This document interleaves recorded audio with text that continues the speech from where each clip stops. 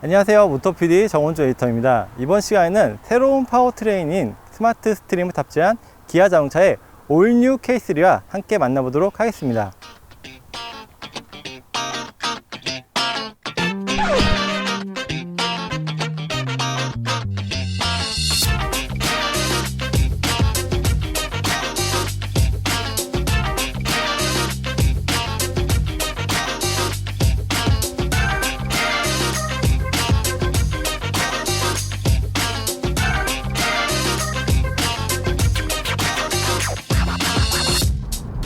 아마도 기아 자동차는 준중형 세단을 선택하는 고객층이 가장 고려하는 요소를 디자인, 연비, 공간성이라고 생각하는 것 같습니다. 우선 기존 모델보다 커졌습니다. 길이는 80 혹은 20, 그리고 최근 추세가 로우 앤 와이드인데 높이는 낮아지지 않고 오히려 5mm가 높아졌습니다. 휠베이스는 이전과 동일한데요. 늘어난 길이 80mm 중 60mm는 뒷바퀴 중심에서 뒷범퍼 끝까지의 길이를 늘리는 데 사용되었습니다. 그 결과 이전에도 작지 않았던 트렁크 공간이 더 늘어났습니다. 전면에선 기아의 패밀리 룩인 호라이코 그릴은 이전보단 얌전해진 것 같은데요. 그 대신 다른 부분들에 더욱 역동성을 더했습니다. X크로스라고 이름 붙인 LED DRL과 아래에 따로 배치한 방향 지시등, 그리고 원형의 안개등은 스포티한 앞모습을 나타냅니다. 사실 처음 봤을 때는 너무 젊은 층에만 어필해서 연령대가 좀 있으신 분들에게는 싫어하지 않을까라는 생각도 들었었는데요.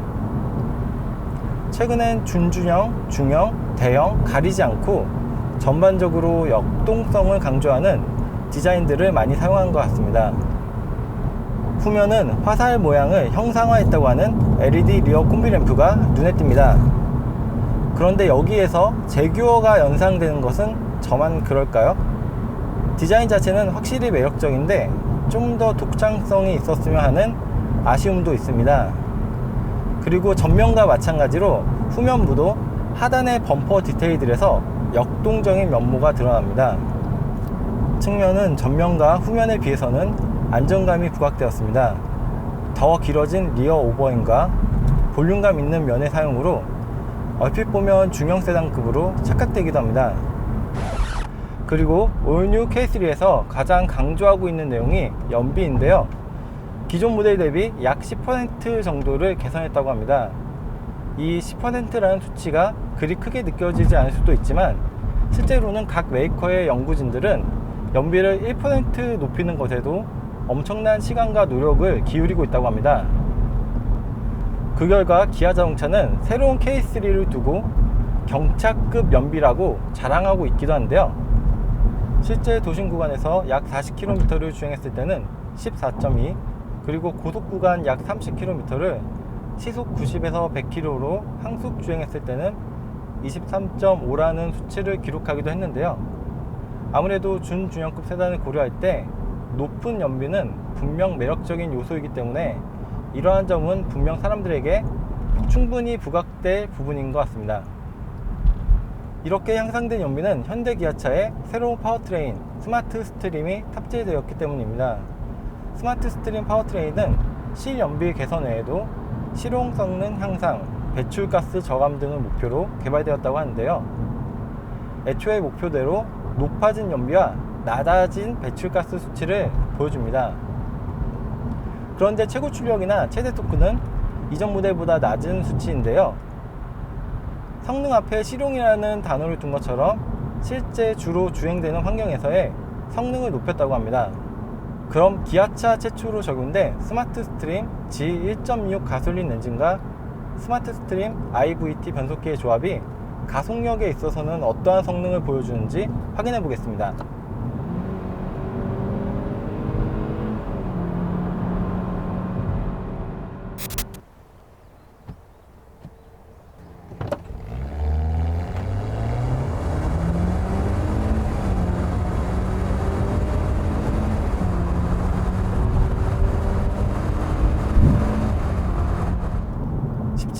타이어가 적용된 올뉴 K3가 정지 상태에서 시속 100km까지 가속하는 데는 10.4초가 소요되었습니다.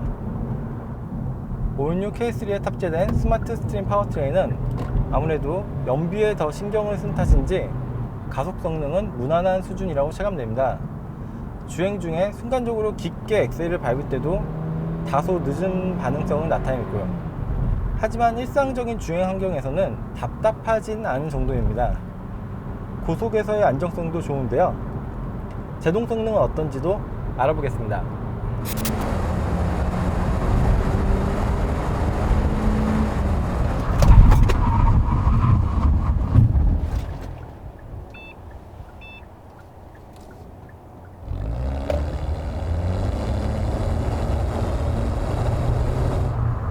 시속 100km에서 완전히 정지하는 데까지 올뉴 K3는 36.9m, 2.7초가 기록되었습니다. 서스펜션은 전륜엔 맥퍼슨 스트럿, 후륜엔 커플드 토션빈 엑셀이 사용되었습니다.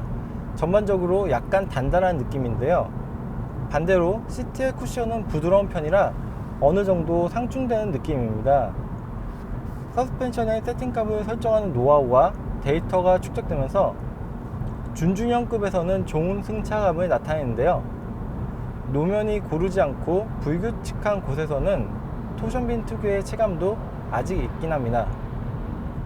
그리고 K3 17인치 타이어의 경우 금호의 마제스티 솔루스가 적용되었는데요. 승차감과 정숙성을 높이는데 일정 부분 도움을 주고 있는 것 같습니다. 트랜스미션은 무단 변속기이지만 얘기를 하지 않으면 눈치채기 어려울 정도로 이질감이 적습니다. 주행 모드 중 스포츠를 사용하기 위해서는 버튼을 누르는 것이 아니라 기어 레버를 왼쪽으로 당겨야 하는데요. 여기서 수동 모드로 가상의 시프트 포인트를 조작할 수도 있습니다.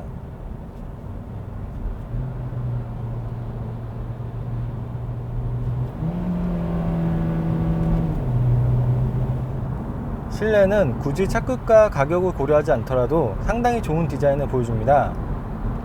플로팅 타입의 8인치 내비게이션, 길게 이어진 크롬 가니쉬와 수평으로 배치된 에어벤트와 공조장치, 그리고 끝단에서는 원형의 에어벤트가 심심함을 덜어줍니다. 스티어링 휠은 소재나 디자인뿐 아니라 버튼들의 직관적인 사용성과 조작감도 좋습니다. 2열은 성인 남성이 앉기에도 부족하지 않은 공간성을 제공합니다. 여유롭다고까지는 아니더라도 충분히 불편함 없이도 장거리를 갈 수 있을 것 같고요. 2열에도 송풍구나 열선 시트도 있습니다. 비록 꺼내기는 어렵지만 암레스트와 컵홀더도 위치하고 있습니다. 다만 올뉴 K3에는 스키스루나 2열 폴딩 기능이 없는 것은 아쉽습니다. 트렁크 용량이 크긴 하지만 그래도 활용도 면에서는 그러한 부분들도 있었으면 더 좋지 않았을까 하는 생각이 듭니다. 올뉴 K3는 운전석과 동승석에 어드밴스드 에어백을 포함해 총 7개의 에어백이 장착되었습니다. 차량에 대한 전방 충돌 방지 보조 기능이 기본으로 적용된 것도 좋은 선택입니다. 또한 드라이브 와이즈 옵션 선택 시에는 전방 충돌 방지 보조 기능이 보행자까지 확장되고 차로 이탈 경고 및 보조, 스마트 크루즈 컨트롤 등의 기능들도 사용할 수 있습니다. 물론 이러한 기능들은 자율주행적 성격보다는 안전을 보조하는 용도로 사용해야 할 것입니다. 실제로 차로 이탈 보조의 경우는 빠르게 연속되는 코너에서는 그 기능이 해지되기도 하기 때문에 언제나 운전자의 안전 운전이 선행되어야 할 것입니다.